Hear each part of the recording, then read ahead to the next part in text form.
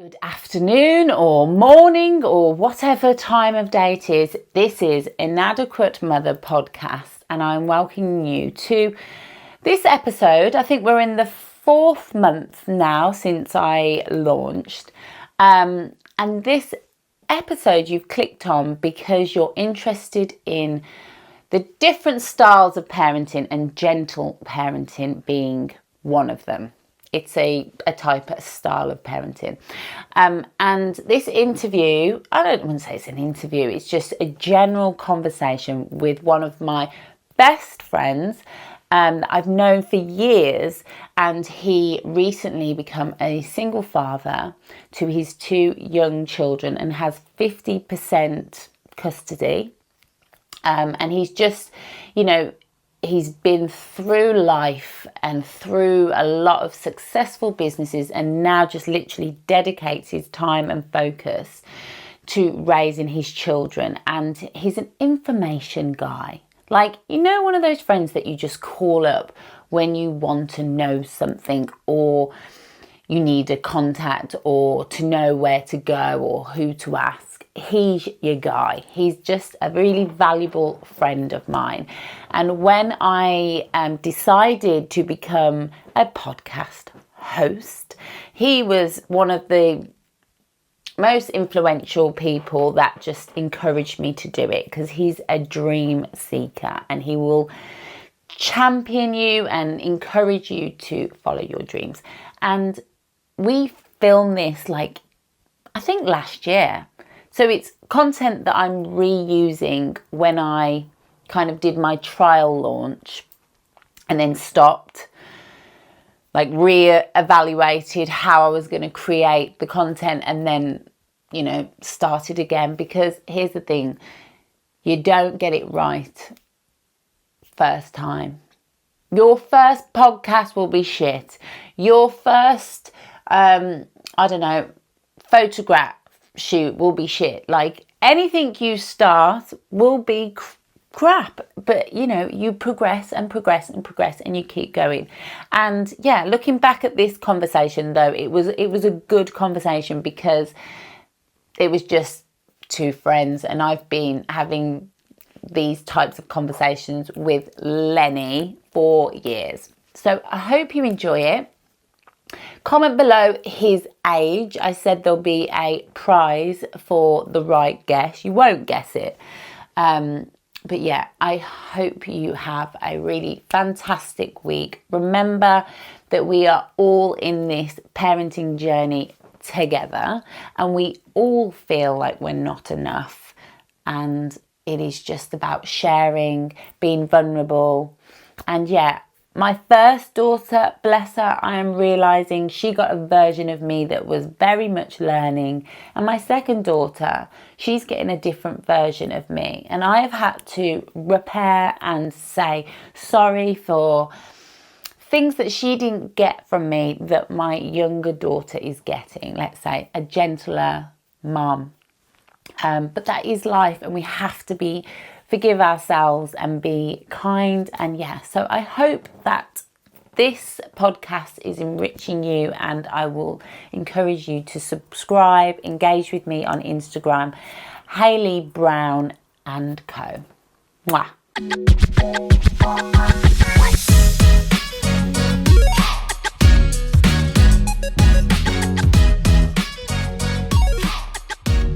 I know you said that the name Inadequate Mother was quite negative, and you never know, I might change it one day, but for now it was a word I think that a lot of moms relate to. As a dad, have you ever felt inadequate? Have you ever felt like you're not enough or you're not gonna? No, and I think there's been times when I've had to reach out to people like yourself, but I've never felt inadequate. There is no such thing as a perfect parent anyway. Yeah. And the journey of parenting is riddled with mistakes that we all make, myself included. But I think for me, the number one strategy for that is it's all about repair. So the word inadequate don't come into that equation of how do I repair a situation. It's a reflection of the feeling that those mistakes. Yeah. give you. And that's what you need to do, reflect on those feelings for yourself, self-heal, and then you can sort out the situation with your child. But inadequate parenting, no, I just meant the word in itself. I think none of us are perfect parents. Yeah. I mean, some people probably think they are, but there is no such thing as a perfect parent. Yeah, for me, I feel like the parents that do question themselves and feel like they're inadequate or feel lost are the parents that generally are good, because they're constantly, you know, questioning, am I doing right? But it can just be a bit jarring for you mentally, I think. We are living in a very high pressured society, and not feeling good enough isn't a good thing. I mean, let's go back to that word inadequate. I suppose, yes, it's just when you use the word on its own singularly, I don't feel inadequate. However, if people want to term this as inadequate, then I guess it is. But when I've had situations where I've not understood, co-parenting is a big thing for me, not so much the children, but not understood the children's behaviour and why they've done something. All I've done is researched and looked into it, and then the answer's there. So whether that I've felt inadequate for that, because I'm a solutions person, instead of feeling inadequate, I think, okay, I don't quite understand what just happened there. So let me try and find out how I can resolve that situation or repair it or make it better. And I think because I've got that mindset, it's just difficult for me to say I feel inadequate, because when I do have those moments of feeling inadequate, I wouldn't use the word inadequate. I'd feel lost, or what happened there? I don't quite know what to do. What I then do is, because I think some parents probably don't grasp or may not grasp that concept of, hang on a minute, there is help there. This podcast, for example, what you're doing is we're not taught how to be parents. No, especially, if you don't have a good childhood as well. Massively, if you've not had, and so, well, then you've got the thing of passing it on to your children. But we're not taught how to be good parents. So this podcast, like other people that are similar to you, is bridging that gap of helping people to understand, yes, you will make mistakes, but I think the most important thing, and from all the studies I've done, and it's been evident with the children I've got and their progress, and that's why I've got something to show everyone, because the proof's in the pudding. Can't just take what I'm saying as gospel. You're a champion of everyone, aren't you? You champion I don't know about children. that. I'll champion my children, definitely. They think I'm Black Adam, so I must be doing something right. Got to live up to that. Yeah. But no, I think the most important thing is where I see parents fail in front of me. I've seen in front of me is when a child does something wrong, because we're all good inside, but our actions don't define us. But what happens is you tend to sort of start yelling or say something like, you haven't, if you didn't, you shout at a child for doing some, say for instance, the child says, I don't want this chicken tonight, it's horrible. You lose your head because you've got all this stuff going on, your work environment and all that sort of stuff that they don't know about, all these pressures. You say, get to your room, blah, blah, blah. The child yells back. You feel inadequate then. That's when you feel inadequate, when you don't know how to parent or don't realise the impact of what you've just done, because all you've done for a child in that particular moment there, just to give an example, because it's probably easier to give examples, is you've now disconnected from your child. Your child then will go away. And the biggest, this is why you get so many adults with anxiety, depression, is because he'll go away or she'll go away. And they'll sort of self-blame and blame themselves, because their safety net is their mom or their dad. So they can't blame their mum or dad. So you start to internalise it and blame yourself. I'm not good enough. And that's what tends to happen. And so what you need to do is, yes, you've made that mistake. We all make the mistake of, I very rarely do it now because I've got other strategies, because of the amount of time I've invested into understanding children and parenting. But in the initial stages, when there was the times when I'd occasionally yell, I'd reflect on that and think, God, that what I've just done there is broken. I'm supposed to be their safety net, especially in young kids. And if they see me yelling at them, they don't feel safe. So in order for them to maintain that feeling of safety with me, they have to self-blame. When I've gone at them, they have to, can't blame me, because I'm their world, I'm their safety net. And that self-blame is what leads to anxiety and depression when they're older. Would you say that the self-blame is maybe a reflection that you're enabling? For the child, you feel at the time, when you've shouted at a child for something they've done, all it is they don't know how to cope. They haven't got the coping skills that we've got. So we just get, because of our frustrations and because we're not perfect, a lot of the times you can shout and send them to the room or whatever. They will then go, you'll then feel inadequate thinking, God, I've just disconnected with my child. I could have done that better. The child's up there thinking, oh, they internalize it and self-blame. And then you're left with this disconnect.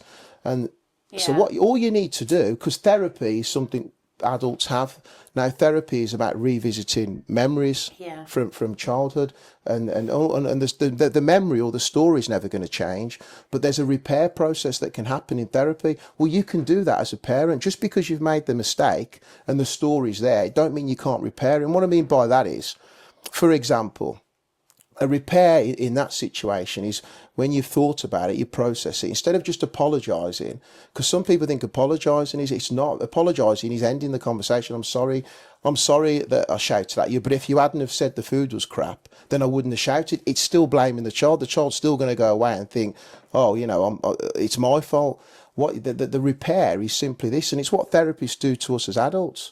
Is simply, look, I'm sorry for you, apologise, but and then you give them a skill in order for them not to repeat that again. It's all about giving them skills.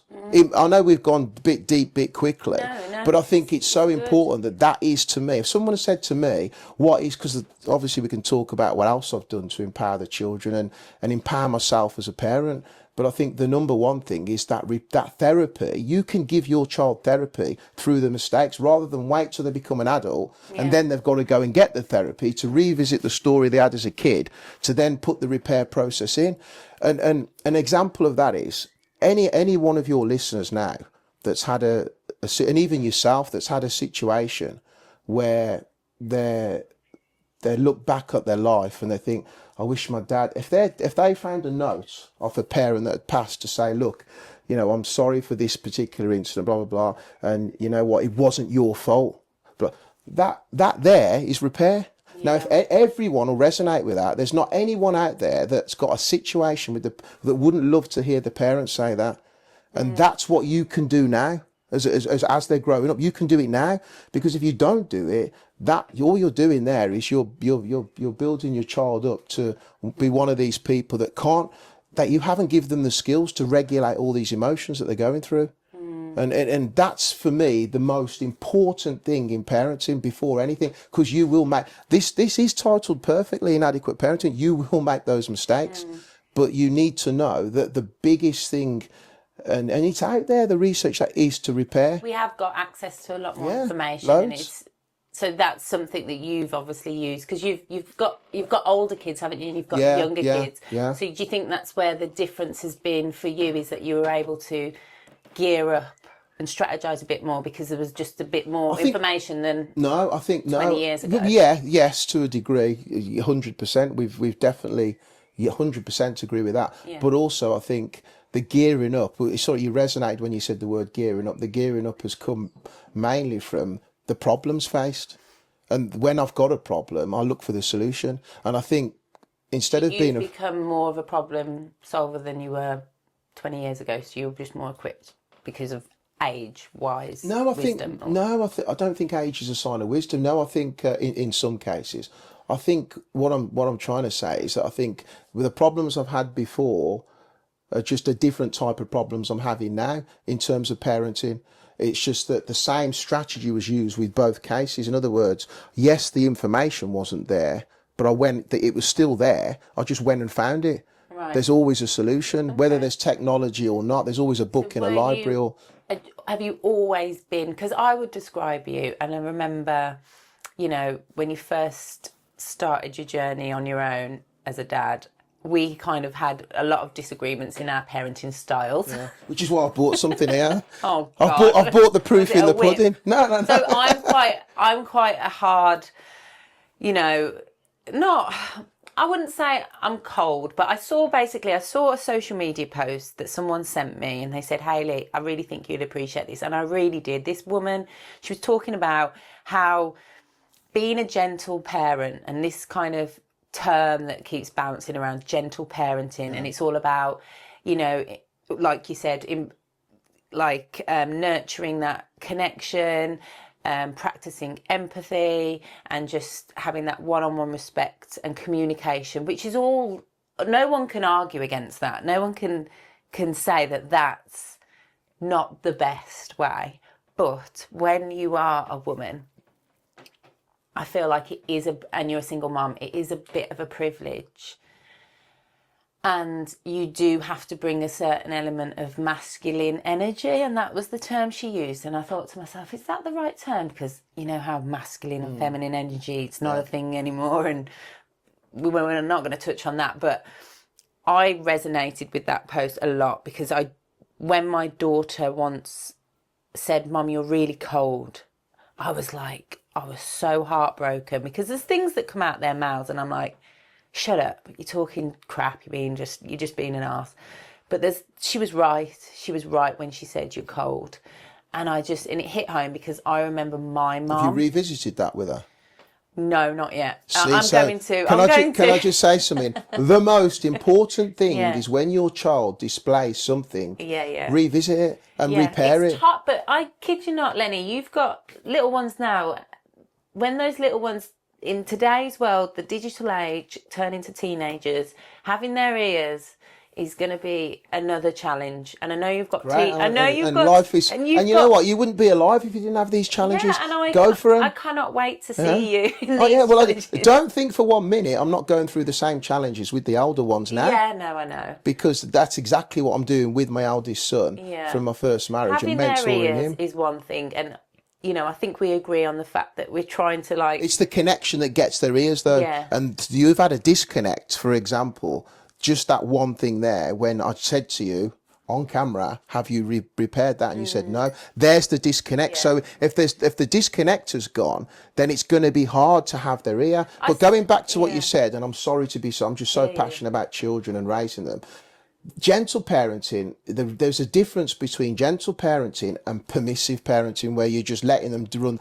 And that's where it's gone blurred. Now, I'm a gentle parent, but I'm not, the boundaries are still there, but the boundaries are there with skill. For example, I said something to you earlier and you said save it for the podcast.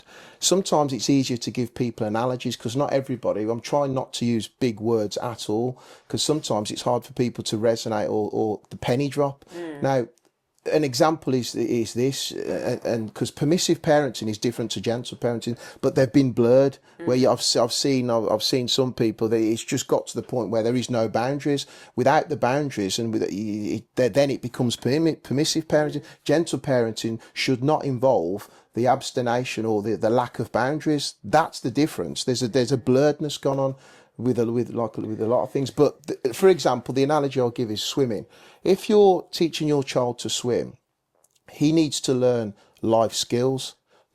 Swimming skills to swim. What you need to be doing is not taking the child out the pool and punishing the child for doing something whilst he's trying to learn to swim. That is not going to get him to swim. What you need to do is what you do, and you do. If you said to a parent, if you said to someone, I've just took my child out of his swimming class because he couldn't swim properly, he wasn't listening, well, then he's never going to learn to swim, or she. The same thing applies to bringing them up. If you see them doing something that isn't right, that you know isn't right, you need to, instead of saying to yourself, okay, I'm frustrated, I'm going to yell, I'm going to shout, is that going to give him or her the skills? Because punishment doesn't, on its own, punishment doesn't. People think it does. But what you do is when you punish a child for it, they'll go in their room and they'll just stew, moan, think. They're not going to learn anything from that. But what you need to do is the same with the swimming, is teach them, okay, how do I get that person to regulate their emotions, to understand, to give them the skills in order to be able to overcome the same thing. They need to calm down though, don't they? They need to, of course, there's a process.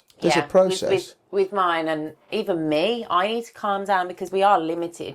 You're someone that's massively leveled up in terms of regulating your emotions and being able to. And you have a military background. I'm police, ex-military, ex-police. So again, you're. Yeah, but that can go again. No, that can go the other way. You look at how 100%. I wouldn't I wouldn't put down, in the same way I wouldn't put down my education down to my success in business. From a military background, you've had to learn how to control your emotions and not let your emotions dictate how you respond. So I'm saying with 100%, kids, yeah. that's massively... Massively into it. But I think it more comes from, I remember at school, when I was 14 or 15, my teacher said to me, you need to study philosophy. And I think it's more been the study of that. I think that's helped massively. But I think I've always been, before military, this is why I don't put it down to that, and before the police, I think, because that can condition you another way as well, if you let it. I think before that, I've always been a searcher of information, and that I think has been more prevalent than the military. And even though it's helped, I don't think it's not helped, but I've seen flaws in that as well. And I think the reason for that is what I've learnt from a young age, and this is what everyone should. I don't think anybody. I think it's good to listen to everybody's journey. As many people as you can get on here, Hayley, get on with their journeys, because we're all going to have different journeys. Because the key points in it is one size does not fit all. No. So my strategy might not work in someone else. In the same way, no different to a diet. You can't say to someone when you're giving them a diet, do this because it'll work. It might not work. Everybody's body type, somatotype, there's so many variables that would. So that is why parenting for me, as the two most important things, is repair, 100% repair. You can be the child's therapist throughout, and you repair yourself at the same time because you don't feel inadequate. But the other one is, it's a journey like a fitness. You have to go and want to explore yourself, because there's no better person to understand your children than you, because that's the connect. So I think they're the two most important. The rest of the stuff I think is relatively quite easy. I think it's just the repair thing, because you will make mistakes, and understanding that one size doesn't fit all. So understand yourself and your children. I think that's the two most important things to parenting, in my opinion. It might not be for someone else, because one size doesn't fit all. Yeah, I definitely 100% agree with that. And I think if I reflect on when I felt inadequate, I think that it's when you lose control.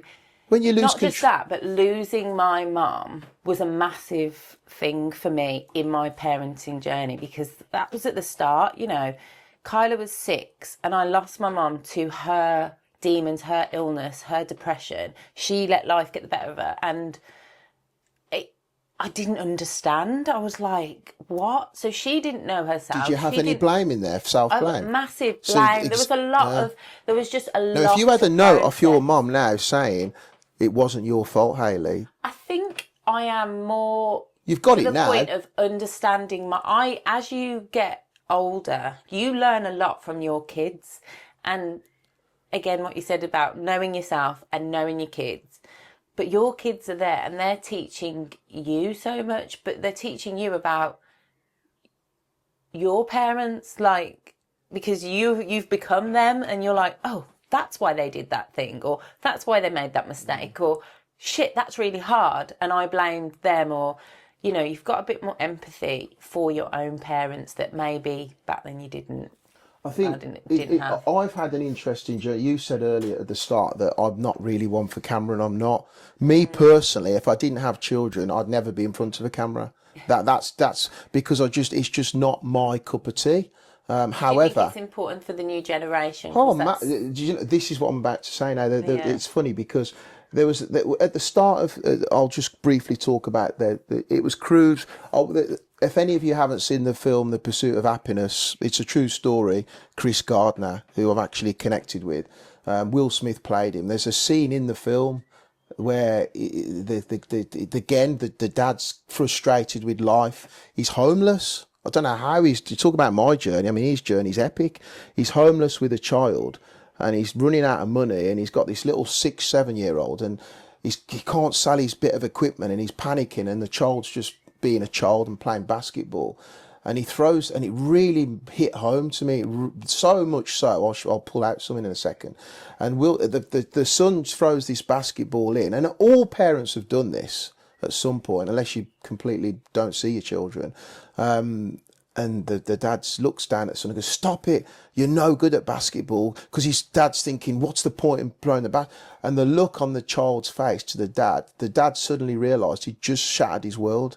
His dream and his fun at that moment was that. And the words he used, I took those words and I thought, you know what? It's going to be a reminder for me never to poo-poo what my children's dreams or thoughts are. And I'm going to pull it out now. And the reason I'm pulling it out, I left it in the car, and it's this here, and there's a story behind it. It says here, I'm going to just put it to the camera. It says, I don't even need to look at it. To my children, it says. Yeah. I'll let you see it. It says there, to my... Do you want to read it out? I remember when you got this. Do you want to read that out? Put it in the halo. I'll let you read it out, because it's your show. To my children, don't ever let anyone tell you you can't do something, not even me. You've got a dream, you've got to protect it. Love you forever and always, your father. Now that is a plaque that I made for the children, Cruz and Moana. Now I stuck that on there. Now it's funny, you do something and you have to have reminders, because even though I had this reminder, you still forget even with a reminder, because Cruz came up to me. Now I'm like, this ties in with me not wanting social media and stuff like that, and he says, "Dad, I want a YouTube channel," because whether we like it or not, that's the future. Technology is the future, and blah. And on me being, 155 or whatever, millennial, I don't count birthdays. How old are you? How old are you, Lenny? Come on. Let the viewers. That's a good one for the viewers. Okay. Put in the comments. How old do you think I am? Yeah. The winner gets a prize. I'm not photogenic though, so they're probably going to go up. But anyway, the winner gets what's the prize? I will tell you when you get the answer right. Put in the comments. But so Einstein says 8 times relative, so I don't celebrate birthdays. And I think it was Bruce Lee or Bob Marley or someone, Prince, said that he doesn't celebrate birthdays. He's because he was born once, and I strongly just advocate that. And I don't know. Sometimes I don't know what year we're in, because to me it's irrelevant. Life's just one big. I've started calling them levels. I've decided that I'm on level 38, and I cannot wait to get to level 40. I am literally loving it. I'm leveling up, and I'm loving it. That's a good analogy. So I don't know. I actually don't know. Sometimes I really don't know how old I am or what year we're in. But anyway, the generation of YouTubers. So he came to me and he was like, and he said to me, "Dad," he was watching, I think it was Famous Tube Family and the Rush fam, and he said, "Dad, I want my own YouTube channel." I didn't say I don't want you to. I just sort of, no problem. He went back to his mum's, because we have 50-50 custody, so they're week with me and a week with mum. After the week coming back from mum's, "Dad, have you done..." Anyway, 5 weeks passed, and on the 5th week, he basically said, "Dad, are you going to do my YouTube channel?" I looked at him, and that's when I sort of gave him, similar to what Will Smith did, his character in that film. I said, "Son, do you really want a YouTube channel? What do you want one of those for?" And the look on his face. But what he did, because I'd empowered him so much, he didn't get too, because I didn't shout, so I just sort of gave him a question. He went upstairs, and this was in he went up and got this. Got that? Yeah, and he gave it to me, and he was 5. Wow, we know he's got your brains, and I then, just doesn't thought, he? Solution. He went for a solution, and I was like, I looked, really proud of him and that's for that. when I repaired the little bit of damage, not major, but the little bit of damage I did. I repaired it. And I could have got stuck in my own, because sometimes you can get lost in your own. No, what's right for me is right for you, and it's not always. He's got his own journey. Well, we don't own our children; they've got their own journey, and we're here to support and guide them and keep them safe. And I'll come on to the safety aspect of doing what he's doing. YouTube? No, go on, carry on. Is it? And did you have to study a lot with 100? Well, the first thing I did was repaired the mistake I made, and I looked at him and I said, "Son." And it empowers them, because sometimes adults can give children the wrong information or do the wrong thing, and a lot of children are brought up to think they're down here and the adults are up there, and it's not the case. So I said, "Son, I apologise." I said, "You know what, you're right." And I said, "Daddy's made a mistake. However, the reason I made the mistake is because I don't really want a YouTube channel, but I'm not considering your feelings." I said, "So what I'll do now is, I haven't got a clue how to set a channel up, because I didn't. I'm going to go away now and research it. I'm not going to do it straight away, and I'm going to try and understand what it is. But I'm telling you now, I'll get a YouTube channel." What's it called, just for? My Fam Jam Family. My Fam Jam Family. And it's doing really well. Yeah, really was. But do you know what? For me, let me tell you the journey then. So I looked at it and I thought, oh my God. So then I thought, okay, they're not over the age of consent, 16. So even though there's families out there that do vlog everything and their feelings and that's their journey. I'm not going to say it's right or wrong. Again, apply that one rule doesn't fit all. So if that's what they want to do, then leave them to it and just be happy for them that they're happy. And their journey's their journey. You can't control everyone's journey. But for me, I just thought, right, I don't want to vlog anything that I've minimised the risk of vlogging anything that's going to impact on their emotions. I.e., for example, I don't do daily vlogs where I'm constantly in their face, because they were only 5 and 4 at the time, 5 and 3. So I don't want to do any of that. So how can I get around that? Okay, all I'm going to do is, I watched a video once and it said after 100 years, you know, the house you've bought, I see this a lot, and everything is gone and forgotten, and you become you're just forgotten.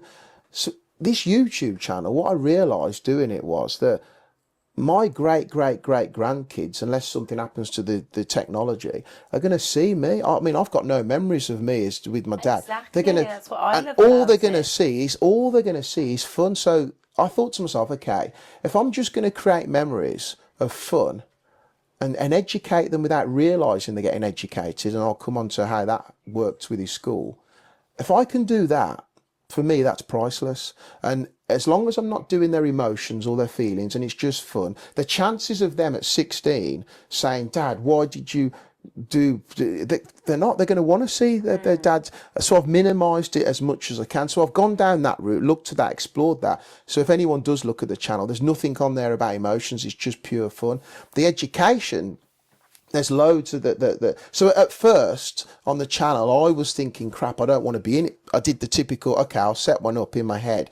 And I thought to myself, I just don't want to be in it. And then I thought, this is ridiculous. How can I have 2 children, 5 and 3, on a channel with no parents? Where's their parents? It's going to look odd. So I had to get involved. So initially, the journey was work for me. But then I thought, I don't want to talk about work. There was one video where I'm talking about work, horrendous video. And I thought, I don't want to do this. So then I went on to fitness and I thought, okay, and this is why I've always encouraged you to do this. I thought, I don't really want to vlog my fitness. It's a personal journey for me. I don't really want to do that.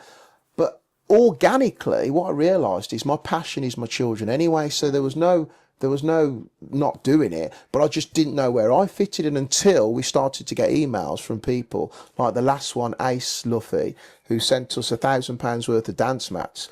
And I realised that in getting all these products that were now being offered, I love charity and I want to teach my kids charity and the beauty in giving, because the more you give, you receive. Not that you give to receive, but you receive in all sorts of ways, whether it's the warm feeling or whatever.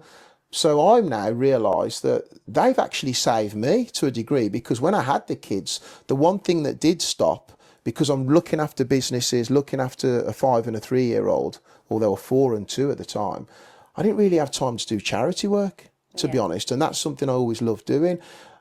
And I realised through his YouTube channel, I can now not only teach the children charity, but I can continue my charity journey. So going back to the journey of parenting, and I know you had some reservations on how I was parenting in a positive way, but a lot of other people did as well. Example is this, Cruz had, and it's only because I educated myself on pets. So I went right into the books, and Cruz used to come out of his class, and he was one of the only children that used to come out when I pick him up, and he'd run at me and he'd just dive into me and sort of half, not hit me aggressively, but, you know, he wasn't conforming anymore.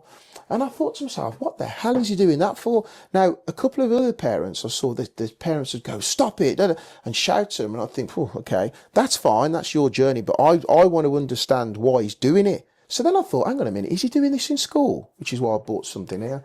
I thought, is he doing? And Moana does the same thing. What hits you?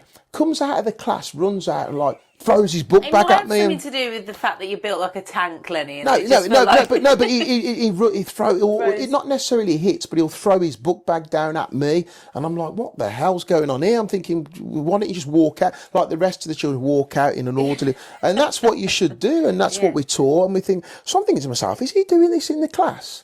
So I arranged for a meeting with the teacher, because that's how it started. And I said, you know, and I said, what's he like in class? Because I've noticed when he comes out, he's a bit sort of emotional. And she said, Lenny, he is the person in the class that will pick something up if someone's dropped something. He always makes sure everybody's happy. He's smiling and he listens to instructions and he's exemplary. He's like a prefect.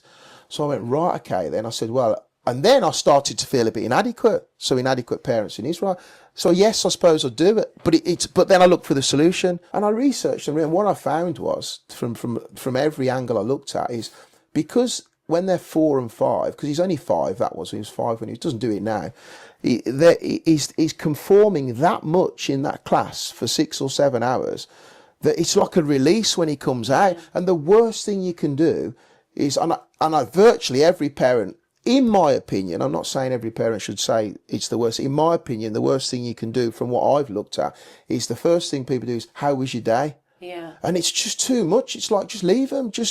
So I don't ask him how his day was. I wait until everything's settled, we calm down, and then I'll say to resonate, say things like, what did you find difficult today, son, at school? You know, there's a connection by asking certain questions. What made you happy today at school? And then they talk more. But what I don't do now, and it worked, I don't tell him off for running out and not conforming. And his school reports say it all. Now, I'd rather him have that bit of release with his safety net, me, and it's because he feels safe with me while he does it. Well, that's what I really thing when I think we feel inadequate because our kids are behaving in a negative way, but actually it's they're safe. They're crying out for a solution from you as well. Well, also they're releasing emotions in a safe environment, and if they didn't do that, they don't feel safe, and they feel. And all you do then is you teach them how to regulate what they feel. And that's what I did with him, and he stopped doing it. Yeah. I spoke to him, talked to him, and he got him to understand what was going on. In terms of gentle parenting, because there's a lot of parents out there that would say they're definitely doing gentle parenting. I think parents such as myself have based their strategy on something that merges into the school system, whereas gentle parenting does that not. Okay. And that's where there's a problem that might lie. Maybe. I think if I give real examples, I was speaking to one of my business partners the other day, and do you remember I touched on punishment isn't the answer, to be honest. My business partner the other day said his son Reese has got put in detention for the whole day in his school, so he's not allowed to go to any lessons because he played knock door run. And the person put it on a ring camera and sent it in. Now he was being punished for that. Now, what is that going to teach him? He's going to sit there and think, the first thing I'd say is, has the teacher ever played knock door run? Most people have probably done that. I'm not saying it's right, but I'm saying the way to deal with it isn't if, in my opinion, the school putting him out of his lessons for the whole day and isolating him, I don't know what he's going to learn from that. That punishment there is going to get a lot of frustration. He's going to I think consequence is ultimately what parents have been told. But that's reactive. You need to be proactive, and that parenting, proactive parents, I think, are gentle parents. I think the reactive one is when you're just reacting to something. I think it's being proactive.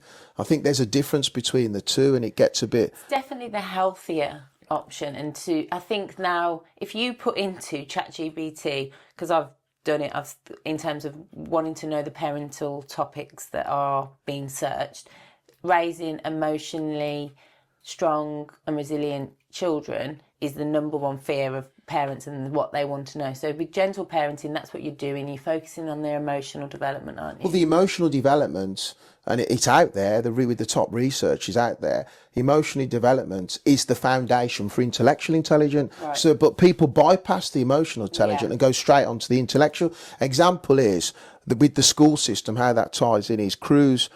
We're in a WhatsApp group with the parents, and I actually find it quite, I wouldn't say amusing, but light-hearted. I find it quite, like bless. And there's this mad focus on, can someone send me the homework? And there's this desperate, I need the homework. And we're talking about 5-year-olds. I need the homework. And they send all these pictures, and I'm like, wow. And in the parents' evening, the teacher said, I notice he doesn't do the volume of homeworks. And I said to the teacher, is he where he needs to be? And she said, yeah. I said, great. I said, that's the first thing. I said, because I've picked that up. I said, okay, then, so why are you so concerned with the homework? Because my concern is you've got him for 6 or 7 hours at 5 years of age, and I'm getting this volume of homework, and I'll encourage him. I'll say, Cruz, let's. And if I can see that it's not.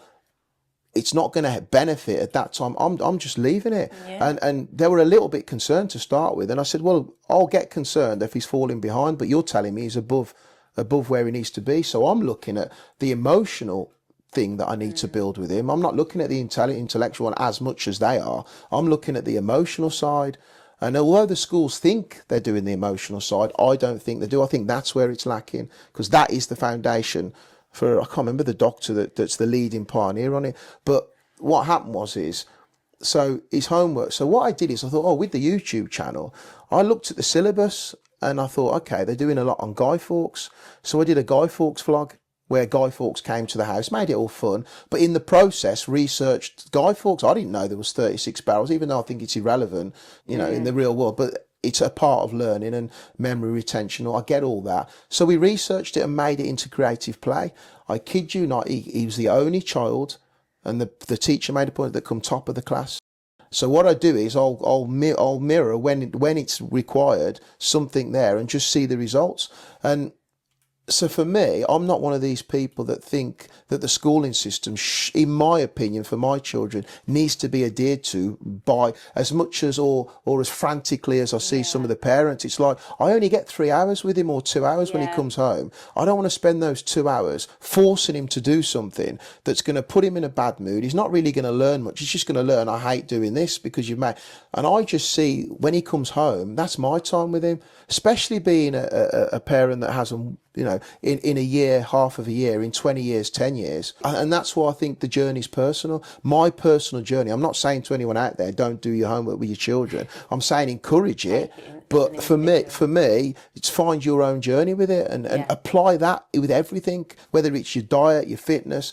You have to explore. Don't keep relying on other people. And I think that's what this is good. You're getting a multitude of people in with different stories. I think with the schools, post-COVID, I've definitely noticed a change in the schools' attitudes and behaviours, because like you said, that it's all, what you're talking about is numbers, isn't it? Statistics for schools to meet targets, standardisation. They have to adhere to certain government guidelines and meet this quota of that, and kids hitting milestones and what have you. And I think the pressure has just been massively upped after COVID, when the kids were they lost so much time. So with attendance, with homework, things like that, where it was taken in terms of an individual basis, where as long as the kid's all right, we're not really going to stamp down on it. But because the government are demanding numbers now, where they're saying, what's your kid doing? How much? What's your attendance? What's going on in your school? The teachers are under pressure to adhere to these numbers and are taking it away from people focus or student focus. I can give you a real life scenario. I had the letters from the school, attendance for crews. Bearing in mind, is one of the top of the class. When I spoke to the school, I said, I've received your letter about his attendance. I said, but you do know that my son has had a problem with his baby teeth. So if he has to go to the dentist, or if he's got to go to the hospital and have them out, then, or if he's not well, because he's just been not well, simple as that. What do you want me to do? Do you want me to send him in? Like, he can't go in. So I don't understand the point of letting me know something that you already know and I already know. But it just shows it's a statistic thing. It's the bureaucracy that's tied up in a lot of corporations and infrastructures that's now filtered into schools. But as parents, what I realised is I'm not panicking. Like, I just said, well, if he's not well, because they said, we hope it gets better. The words she said back to me was, I hope, we hope to see an improvement. And I said, I'd love to see an improvement in his health. They're not even thinking about his health. They're thinking about his attendance. And I know it resonated with her when I said, I'd love to see an improvement with his health, because with that, then his attendance will go to where you need it to be, which I think he was at 94%, but it needed to be 96. The singular thing for me, for schools, where I think they miss out on children's development, is particularly more so with boys than girls, but it does apply to girls.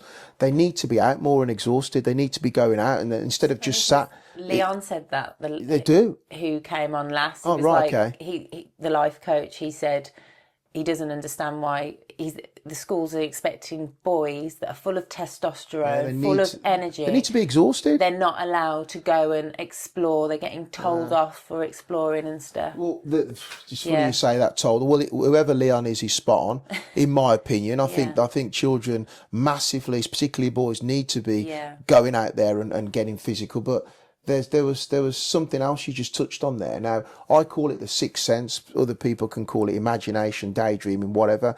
The other thing I think and don't get me wrong, I get it, but this is where we bridge the gap as parents. I get that schools can't implement all this. Some of them got 30 kids in the class, so let's be I'm a realist. They can't do all this stuff. So I don't want to pull the school system down. I'm just saying, as parents, we need to be aware of that, where we need to bridge the gap, because I like to find a solution with the schools failing because they haven't got the time and resources, quite frankly, is when a child's sitting there daydreaming, which is what I used to do a lot. The school obviously will pull the child and say, "What are you doing? Stop daydreaming."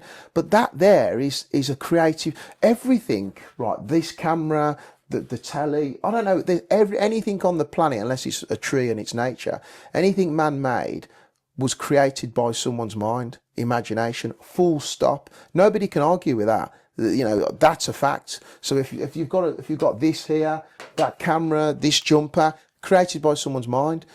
So why the hell are we, when somebody's daydreaming, using their mind and their sixth sense? I mean, not the why the hell, sorry. I get why the schools are doing it because they've got a protocol. But we as parents should encourage that imagination because everything comes from the mind. And I think that's where not so much the school fails, but that's what the school can't deal with. It can't deal with that. And it corrects that. So a lot of people that create the richest place in the world, when people ask me, I say it's the graveyard. I think I've said this to you before. And they say, why is it there? I say, because they take their dreams there. So many people take their dreams to the graveyard. And that is because of, part of the problem is, as us as parents, we don't realise how powerful the mind is for the child and the imagination and the emotional development. But people call it gentle parenting. But that is the power there. That is the most powerful thing you've got. So us as parents need to encourage that. I encourage it with my children, and there's ways, because I want to touch on something else I think I want to share because it's so powerful. Cruz has got dreadlocks, and we live in an affluent area where there's not many people. Well, there isn't anyone with his little dreadlocks. I was a little bit apprehensive as a parent. Didn't show it to him, thinking, "Oh God, we're in a mainly white area. It's very affluent, and he's got locks. The stereotypes might kick in. Are people going to say his hair's dirty? All the things that are associated with locks, that people that are not familiar with it, it's not their fault." So I thought, oh God, and then I thought, whatever, it is what it is. I didn't quite know how to deal with it or what to do, so I just didn't really make it a thing.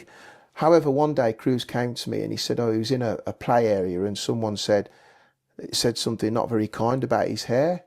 And I could see now he's looking for me for an answer. So I'm thinking, right, okay. Now, what you do is this. What I did was this. I said to Cruz, and the results have been shocking. It's like I've given him this shield.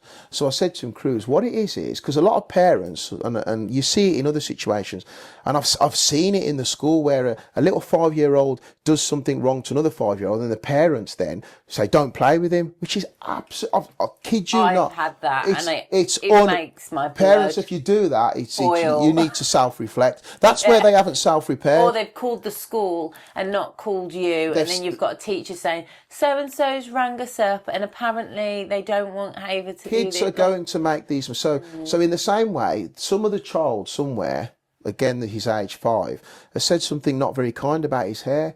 So what I did is, instead of saying something negative to him or instilling, I gave him the skills to cope with that. And what I did, this probably is one of the most. One of the things I've done that I'm really proud of. I said to him, son, and I apply it to people that get road rage. So you can apply parenting. Everything applies to everything. It's not just singular. So I said, son, when that person said that, it's because they're at that point are not very happy about something in themselves. because they haven't been taught. Obviously, that kid hasn't been taught. And I said, all it is they're not very happy. So don't worry about it. So when people say unkind things, it's because they're not very happy. So I didn't focus on his hair. I just went, and now I know when someone said something about his hair, because he actually comes to me now and smiles, goes, oh, Dad. And he doesn't even realise they're saying something negative. He goes, oh, Dad, there was someone that weren't very happy today. It's not very often he says it. And I look and I think, yes. So anything someone says to him negatively about his hair or anything, because I've used it as an umbrella, he brushes off and reflects it. He puts it, instead of taking it into his vessel and taking it as a self-blame or it's me or I'm wrong, he looks at them and thinks, okay, you're not happy, doesn't, and he just leaves it. And it works a treat. And that is something that I think parents, I see massively in the school group. A kid does something wrong, all of a sudden they get alienated. And the stuff I see going on, I'm like, wow. Obviously, this podcast, we wanted to touch on gentle parenting, and I know Lenny to be the most gentle parent out there. And we've had many conversations where I just don't feel like I have it in me to be a gentle. I try, but sometimes I think I really struggle not to project, and that is part of my character. I'm very transparent. I'm very much say it as it is. So if my child, not when they were younger, when they were 5, 6, you know, you kind of have a little bit more empathy and understanding. But when your expectations in your child rise in terms of who they are, their values, their morals, their respect and all that kind of thing, that expectation rises, you are going to struggle to not project your disappointment to say. Can I just say something? You said something quite pivotal. That is where people, I think, go wrong. Yeah, you expect them. It's your expectations, and you can't project your expectations onto them. Gentle parenting, right? It can be summed up for me in when you lose your temper, because we're not perfect parents. Whether you do something wrong, shout stuff in, obviously reflect, repair, and move on. And that is gentle parenting. Because the problem is when the child makes, if you yell or smack or do any of those things, you're being reactive. You're not, so that's all you're being, reactive, punishment, whatever. Gentle parenting, for me, if someone said to me what it is, I'd define it as this, because the most is repairing a situation that needed repairing. That when there's been a volatile situation, gentle parents, how do you deal with that? Do you just say, oh, I'm sorry for yelling at you, but if you hadn't have put that there, I wouldn't have yelled at you. That's going to make it's understanding what repairing is. And I think people should go and research what repairing is. Well, I've definitely learned a lot from this, a bit like many of our conversations. We are all doing the best we can, and we're all inadequate because, like you said, nobody teaches us how to be parents. And we are in a new world with a society that's built to bend us to a point where we can break. And if you do feel like you're going to break, that's perfectly normal too. I'm just super proud of this superhero looking man that has taken fatherhood to new heights, and I'm even more proud that you are putting yourself out there on camera with your hoodies. I've got a collection of these. Yeah, what's the other hoodie? There's no hood like fatherhood. I've got loads. They're great. Because if there's one thing I think most people can agree with, there isn't a lot of, there is a lacking of fatherly role models that are really out there teaching, and like you said, information seekers, because you've said that that's also one of your attributes that have benefited to your fathering journey. And thank you very much for having me on, Hayley. Thank you. So that's it. Finish the episode for this week. Let me know your thoughts on gentle parenting style, and also for the single mums out there that feel like they don't get the privilege of being a gentle parent because they're in survival mode, or they're in their masculine energy where they just have to be logical and use their head, and their heart gets left behind sometimes and their reactions are very in the mind. I want to encourage you all to be kind to yourself and to do what Lenny said in terms of repair, because repairing and regaining that connection is ultimately everything. That is it. That's what we all need to do. And yeah, I hope everyone has a fantastic week, and let's continue this journey of podcasting. I'm really enjoying it. Like I said before, this episode was filmed last year, but I've had some time where I've really struggled to create content because of personal life. But I appreciate all your support, and yeah, just connect with me, comment, subscribe, and let's continue this journey together. Mwah.